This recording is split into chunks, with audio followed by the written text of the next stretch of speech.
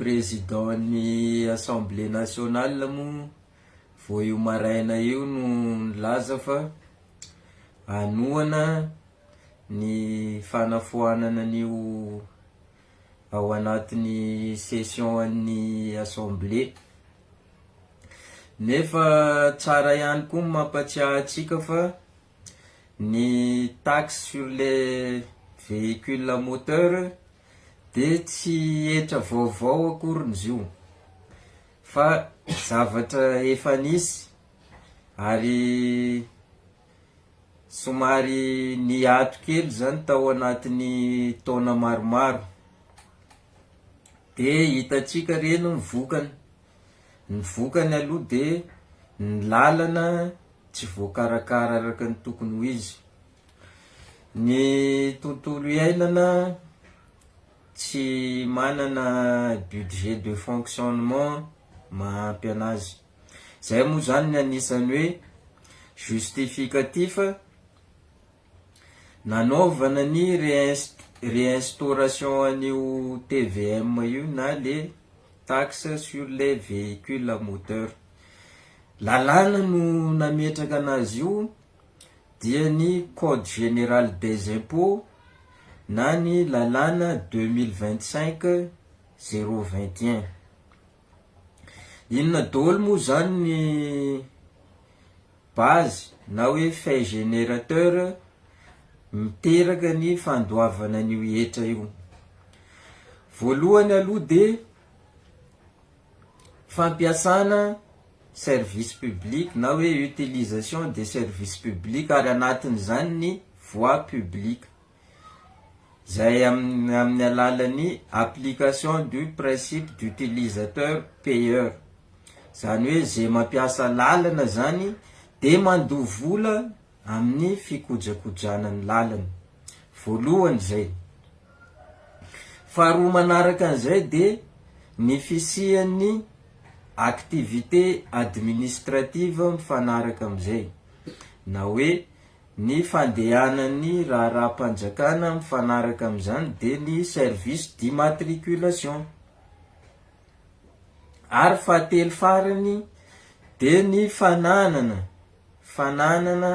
fitaovana izay soumise à taxation, de tafiditra ao anatin'izay ny véhicule à moteur rehetrarehetra, ny fiara, ny moto, eny hatramin'ny fiaramanidina raha mbola taxé ao anatiny tout ce qui est véhicule à moteur zany. Ka verenantsika hoe inona le fait générateur de ny mise en circulation na ny utilisation de véhicule à moteur. Zany hoe rehefa mampiasa fiara zany ianao amin'ny fifamoivoizana de tafiditra ho anisan'ny mpandoha hetra. Io hetra io nefa de aloha isan-taona izy io eo anelanelany 5,000 ariary ka hatramin'ny 4,000 sy 3,000 ariary. Zay zany no aloha isan-taona. Ny zavatra ho resahantsika eto de iresaka aloha tsika araky ny lalàna mikasika ny fametrahana an'io hetra io, ny tokony ampiasana azy, ary indrindrandrindra zany hoe ny mesure tokony ho raisina mba tsy hisy fiatraikany mivantana amin'ny fiainam-bahoaka ilay fanapahan-kevitra. Za moa zany tsy te hitsikera loatra ny fanapahan-kevitra noraisin'ny filohan'ny antenimieram-pirenena fa raha amiko tsisy maharatsy azy le fampitomboana ny fidiram-bolam-panjakana, satria zao vao tamin'ny conseil des ministres farany teo tsika de nahita fa mitombo le fandaniam-bola. Na mpiasam-panjakana zao nomena indemnité de logement, ny mpiasan'ny fahasalamana nomena indemnité de risque de amitsika mandinika zany raha tsy ampitomboana le recette fiscale de avy aiza zany ny vola andoavana an'izay rehetrarehetra zay ka mila mandinika atsika satria aiza ny tsara kokoa hoe itsika ve no mandoa etra sa ny fanjakana itrosa de mbola ho alohantsika ihany iny miaraka amin'ny intérêt. Raha amiko aloha za en tant que souverainiste de mety amiko na de marary ary le izy eny marary tokoa zany hoe andoa etra mitombo ny etra alain'ny fanjakana amin'ny tena zany fa raha ohatra ka ampiasaina amin'ny zavatra ason'ny firenena kosa de tsy hitako ny olana am'izay ka le fanazavana hoentiko zany tena hoe ao anatin'izay cadre zay mihitsy hoe tsy olana ny fampitomboana etra ary zay no ahafahan'ny fanjakana miasa fa kosa aoka le etra mba ampiasaina amin'ny zavatra tokony ampiasana azy. Inona ara zany ny fomba hoe fikajiana n'io etra io? Voalohany aloha de arakaraka ny puissance an'ilay véhicule ampiasaina. Zany hoe plus zany ke hoe matanjaka lay ny moteur an'ilay fiara ampiasaina plus ambony le etra. Eo ihany koa arakaraka ny source d'énergie. Raha mampiasa diesel le fiara de lafolafo kokoa ny etra lohany. Raha mampiasa essence moa izy de eo ihany. Raha hybride na électrique izy de ambany ny tany etra alohany. Zany hoe misy incitation zany ao hoe satria tsika moa zany miditra tsikelikely ao anatin'ny resaka hoe transition écologique de incitena zany ny olona hoe mba apiditra fiara tsy de mandoto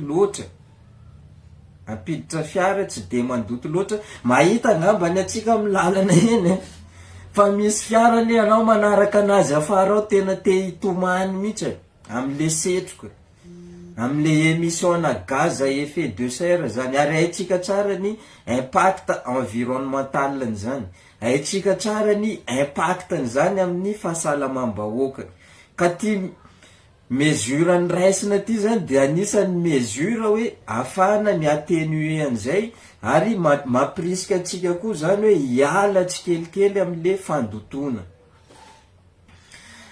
Farany de ny taona zany hoe ny année de mise en circulation an'le véhicule. Eto amitsika ngambany mbola misy an'ireny fandefasan'ny olona an'izay fiara efa maty tsy ampiasainy any aminazy any satria haitsika tsara fa ny européenne sy ny américaine de efa ela miditra tao anatin'izay transition écologique zay ary any am'zareo ary efa misy échéance hoe à telle époque tokony efa tsy ampiasa diesel tsony. De inona ny ataony?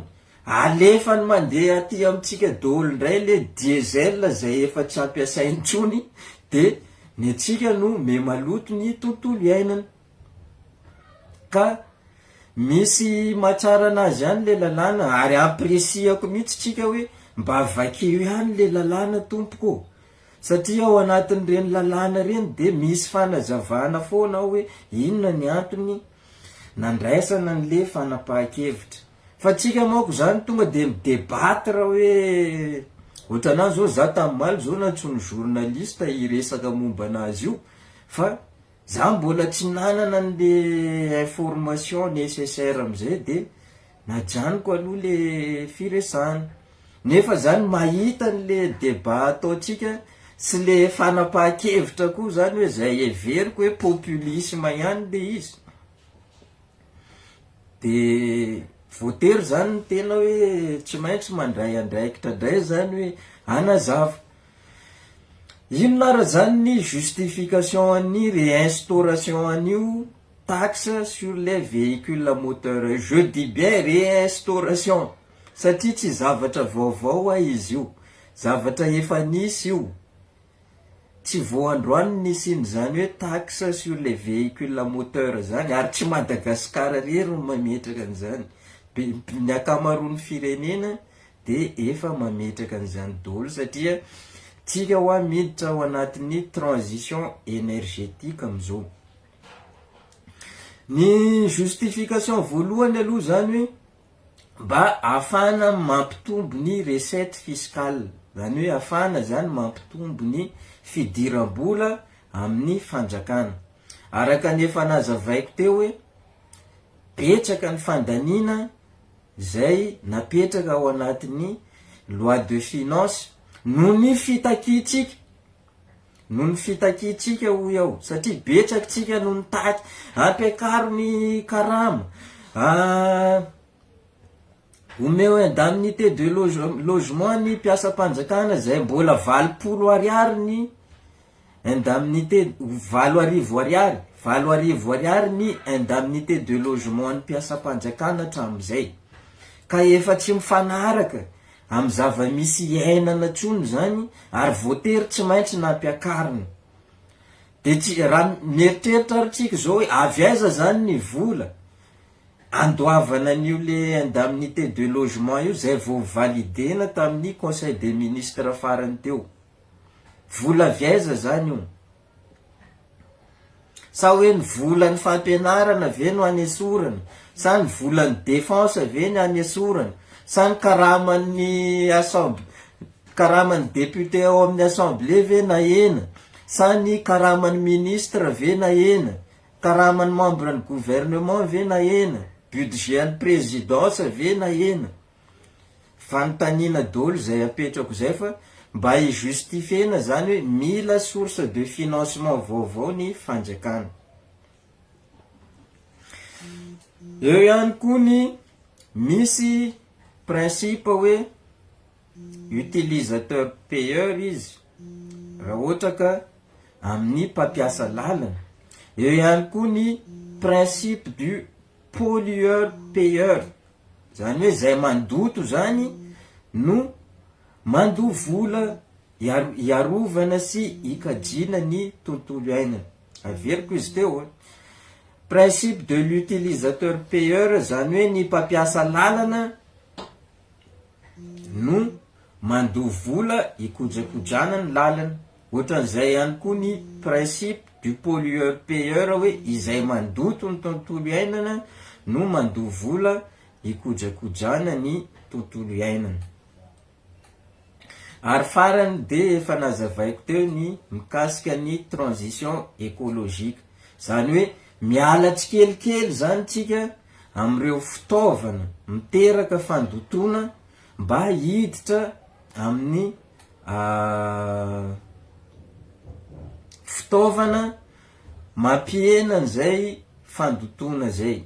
Zany hoe zay zany le transition écologique, hoe miala zany tsika am'le véhicule polluant ary miditra tsikelikely am'le hybride na électrique. E nisy namana moa teo miteny hoe tsika ne tsy mpanamboatra fiara, tsika firenena tsy manamboatra fiara, ko maninona no miditra maka mandray an'izay décision zay. De efa niteneniko teo hoe tsika tsy manamboatra, fa nen'olona le efa tsy ampiasainy any aminazy any no alefa ny mandeha amitsika aty. Ny olona efa tany amin'ny 2020 gamba ny efa ny interdire ny fampiasana moteur diesel, de izy reny be de be aty amitsika reny. Aty amitsika raha automobile efa tamin'ny 1914 mbola ampiasaina hatramin'izao. De hitatsika izy eny an-dalana eny, hitatsika izy eny an-dalana eny zay manempotra atsika mandoto ny tontolo iainatsika. Fa inona ndray ara zany ny conséquence économique an'izay fanapahan-kevitra zay. Araky nefa niteneniko teo hoe misy fampitombona ny vola miditra amin'ny fanjakana amin'ny alalan'ilay etra. Faharoa manaraka an'izay, mba niatsara zany ny parka automobile eto amintsika, fa tsy ren'le hatram'izao hoe mbola Kosovo ry 15-13 karazana véhicule efa reraka rehetrarehetra io. Tsika koa moa zany spécialité tsika le mamelona ny maty, de hitatsika ny vokany ara-tontolo iainana moa indrindrandrindra, fa eo ihany koa zany hoe amin'ny fanimbana ny lalana. Ary raha-tsika mahita fa mahatonga an'ireny lalana tsika potika tsy vita entretien ireny, de noho tsy fisiany vola hikojakojana azy ireny. Ka rariny ve sa tsy rariny raha ohatra ka takina etra ny mpampiasa lalana? Zay aloha ny fanontaniana voalohany tokony mipetraka ao an-tsaintsika. Rariny ve raha takina etra ny mpampiasa lalana? Rariny ve raha takina etra ny mpandoto ny tontolo iainana? Fanontaniana ihany ny apetrako, anjarantsika ny mamaly anazy any an-tsaintsika any. Nefa na izany na tsy zany, gouverner c'est prévoir. Mila fantarina daholo aloha inona ny mety ho effet négatif an'izay fanapahan-kevitra zay na izay famerenana ny TVM na taxe sur les véhicules à moteur zay. Ny mety impact négatif an'izay voalohany aloha de hiakatra ny coût de transport, satria mitombo ny etra alohan'ny mpitatitra, de mety isy répercussion zay amin'ny coût de transport, ny frais de transport n'olombelona, ny frais de transport na marchandise mety hiakatra raha ohatra ka tsy contrôler ilay zavatra taozany. Eo ihany koa ny fiakaran'ny vidin'entana. Rehefa miakatra amin'ny coût de transport de miakatra miaraka amin'izay koa zany ny vidin'entana eny an-tsena, zany hoe hausse des produits de consommation. Zavatra prévisible daholo zany. Fahatelo manaraka an'izay, mety hiakatra ihany koa ny inflation, zany hoe hiteraka inflation indirecte zany zay fanapahan-kevitra zay. Zay aloha izy en général. Fa eo ihany koa ny impact an'izay am'ireo amin'ny ménage zany, zany hoe eo amin'ny tokantrano tsirairay. Satria rahantsika malala fa misy zao any anaty fiarahamonina any fianakaviana iray mampiasa fiara anankiray, fa misy ny olona hoe olona anankiray mampiasa fiara 5. Zany hoe tsy tokony ampitoviana zany reo. Mila jerena hoe ahoana le fahafahan'le olona iainan'le zava-misy. Tsy maintsy resaka mesure correctrice ihany moa tsika rehefa aveo, fa zay aloha zany hoe tokony considerena hoe ahoana ny mikasika ny resaka transport public sy ny transport de marchandise, ahoana ny mikasika ny ménage, surtout les ménages modestes, tsy tokony ho ampitoviana mihitsy reo. Ary ahoana koa zany ny mikasika ny entreprise, satria isy impact amin'ny coût ihany koa zay, satria misy ny entreprise ohatra mampiasa 20 véhicules, 50 véhicules, tratran'ity taxation ity izy lasa mitombo ndray le charge d'exploitation any amin'izay. De tokony jerena ihany koa zay indrindra reo le PME na ny petites et moyennes entreprises. Ary farany de ny risque na évasion fiscale na ny omission à la déclaration koa de ao anatin'izay ho betsaka zany ny olona icircule tsy en situation régulière satria tsy hanao déclaration izy fa tsy te andohany le etra. Zany moa zavatra efa misy zany eto amitsika. Leony zany manao kolokolo hoe isaky ny voasakany izy mba mandoa kely 5,000, mandoa kely 1,000 fa tsy régularisé mihitsy le papier mba tsy andoavany an'le etra. Inona raha zany ny mesure correctrice tokony ho raisina par rapport am'izay?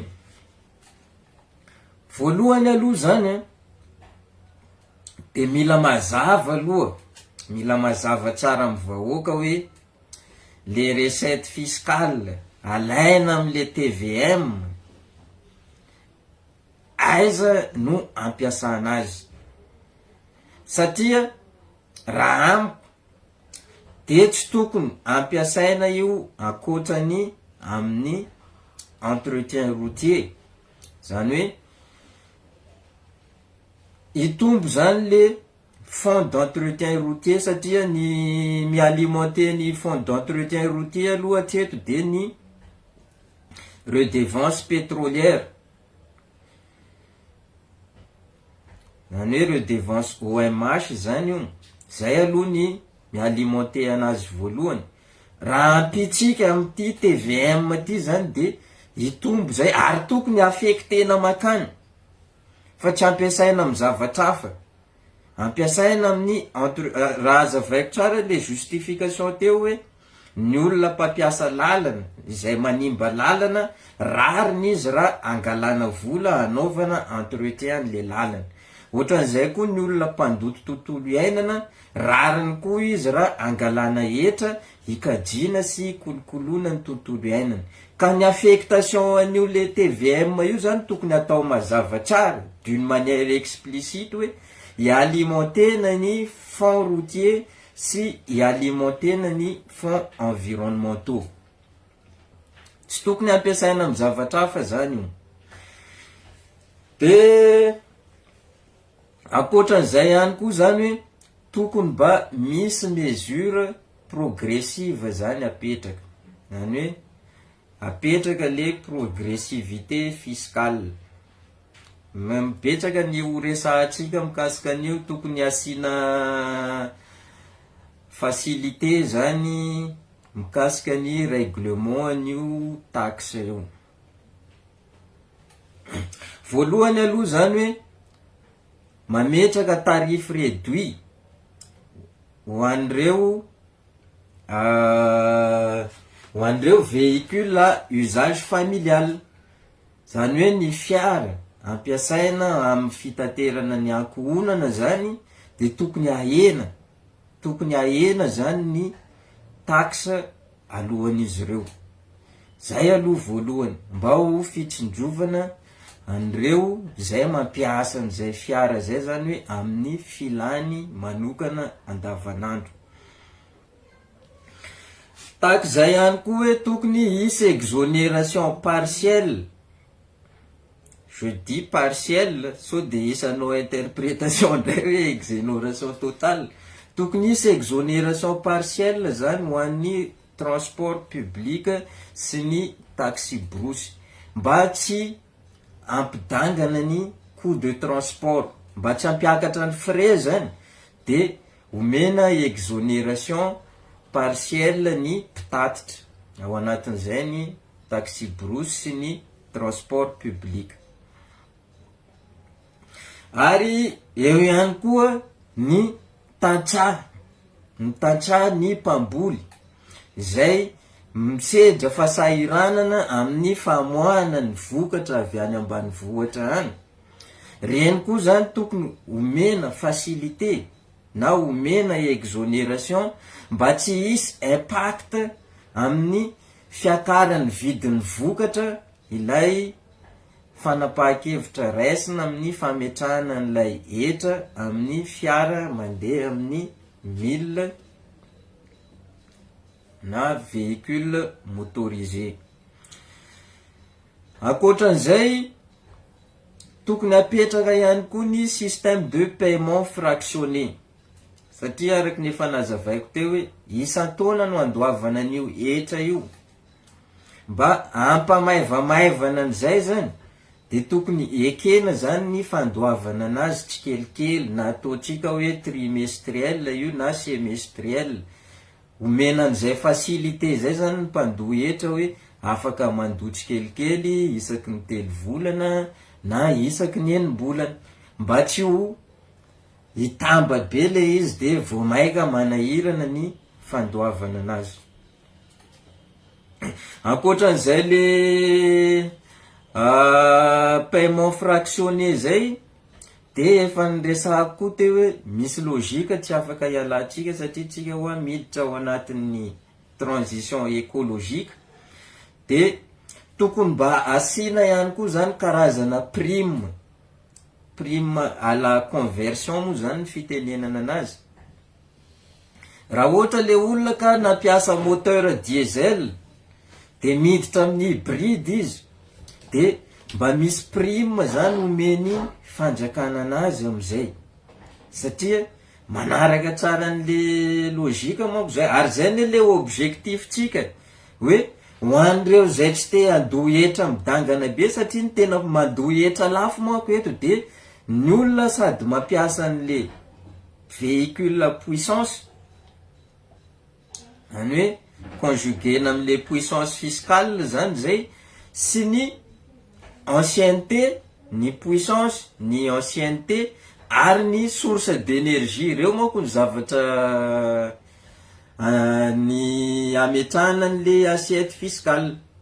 Raha matanjaka be zany le moteur, ancien le véhicule, source d'énergie polluante, de lafo le etra aloha amizay. Ka rariny ihany koa zany raha ohatra ka hoe omena prime na subventionnena reo entreprise zay hoe manao an'izay conversion zay, satria mirépondre am'le objectif atsika hoe makany am'izay phase de transition écologique zay. Zany hoe miala tsikelikely zany reo fiara taloha, fiara tranainy, ary misolo fiara zay tsy de mandoto tontolo iainana loatra. Zay le objectif. Ary farany fa tsy ny kely indrindra de ny fanamafisana ny fangaraharana, zany hoe na hoe renforcement de la transparence fiscale. Mila azavaina amitsika zany, ary tena takina zay hoe publie o isan-taona hoe ohatrino ny etra niditra tamin'ny alalan'io TVM io, inona daholo ny projet ny finansena tamin'ny alalan'io etra io, ary iza no faritra nahazo tombony tam'izany. Zay le mangarahara zay zany, zay no tokony ho takitsika vahoaka, takitsika olom-pirenena, satria zany etra zany de volatsika io, volam-bahoaka io, ka tokony ampiasaina amin'ny tombotsoam-bahoaka. Araky ny efa nanazavako azy teo hoe ilay etrany, satria tsika no mpampiasa an'le lalana, de rariny raha ohatra ka takina amitsika ny etra mba ahafana mikojakoja an'le lalana, satria tsika mandoto tontolo iainana, de rariny raha takina amitsika le etra ahafana mikojakoja ny tontolo iainana. Ka rehefa tsy hanao an'izany tsika de tsy maintsy hitady famatsim-bola hafa ny fanjakana, amin'ny alalan'ny inona? Amin'ny alalan'ny trosa. De iza mandoa an'le trosa? Zay ara no hitako tena hoe injustice, satria lasa mandoa an'le trosa na ny tsy mpampiasa lalana. De mba rariny ve zany ozy tsika? Tsy aleo ve tsika le mpampiasa an'le lalana, le tsika mpandoto, itsika no mandoa etra, au lieu de hoe anasazy ny malagasy sy ny taranaka zay mbola tsy teraka, andoa trosa miaraka amin'ny intérêt. Ka nataoko zany ty video androany ty mba ahafahantsika mandinika. Iny moa zany efa misy ny fanapahan-kevitra niraisina Andriamatoa filohan'ny antenimieram-pirenena fa raha amiko de tsy tokony, tsy hitako zany hoe inona ny maharatsy an'le fanapahan-kevitra, ary lalàna no nametraka an'izay. Code général des impôts loi 2025/021 no nametraka an'io, ka tsy haiko na hoe hofoanana indray ve zany le lalàna. Amiko aloha zany tsisy lalàna ratsy zany, averiko foana zay, tsisy lalàna ratsy zany, fa fampiarana anazy ao foana matetika ny fahatsika, fa ny lalàna tokony ampiarina araky ny tokony ho izy. Ary ny lalàna koa zany tsy rehefa menasen'ny olona hoe hoeny amin'ny 13 mai zay zon'ny olona ane zany, ho an'izay tsy faly afaka makeny amin'ny 13 mai izy, fa le soa iombonana mila jerena ao anatin'izay. Ka ny azy zany mba fanontaniana apetrako eto hoe hofoanana ara zany io zavatra io, de mba tiako zany mba azy fanazavana. Zay moa zany mba angatahako amin'Andriamatoa président ny Assemblée nationale hoe avy aiza indray ara zany no ifinancenareo an'ireny dépense zay azo tenenina hoe miopampana ihany prévu ao anatin'ny loi de finance. Satria be de be ny magistrat zao ny avantageny ao efa hitantsika ngamba ny teny amin'ny réseaux sociaux reny tsy kilalaon-jaza ny indemnité omena anazy. Ny mpiasam-panjakana tsy hanavahana na ampiakarina ny indemnité de logement, tsy hoe zavatra ratsy akoriny zany, fanapahan-kevitra tsara zany.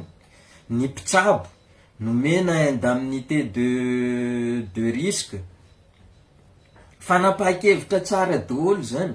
Fa avy aiza ara ny vola, sa miandry aloha zay hatreto hoe hoahena ve ny carburant ny député ao amin'ny Assemblée nationale, hoahena ve ny indemnité ny député, hoahena ve ny indemnité ny ministre, hoahena ve ny budget ny présidence. Miandry an'izay valiteny zay fa raha amiko aloha zany de rariny, ary tena aradrariny ny fametrahana n'io lalàna io, fa ny any amin'ny fampiasana n'ilay vola sy ny tamberina andraikitra ho an'ny vahoaka, any angamba ny tokony masoa atsika kokoa. Ary eto moa zany averiko foana, na ho foana aza io lalàna io de manentana foana atsika olo-pirenena mba ho sarotiny amin'ny hetra aloha atsika, mba anara-maso mandrakariva ny fampiasana an'izany, ary hitaky tamberina andraikitra amin'ireo mpitantana.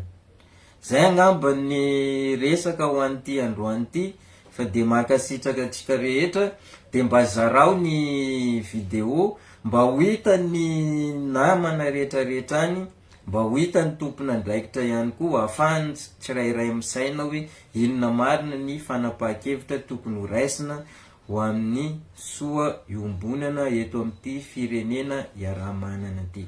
Mankasitraka tompoko lahy, mankatelina tompoko vavy.